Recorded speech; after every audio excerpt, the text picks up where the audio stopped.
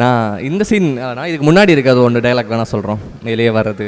ஏன் நிஷா, உனக்கு ஞாபகம் இருக்கா தெரில, 12th படிக்கிறப்போ சாமிநாதன் சார்கிட்ட தடவை அடி வாங்குறேன்.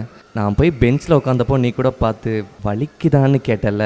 உங்ககிட்ட தான் கேட்டேன், தடவை அடி வாங்குறியா, அச்சோன்னு இருந்துச்சு. Yes, thank you. வாவ். அழகா சிரிச்சா நான் வெக்கத்துல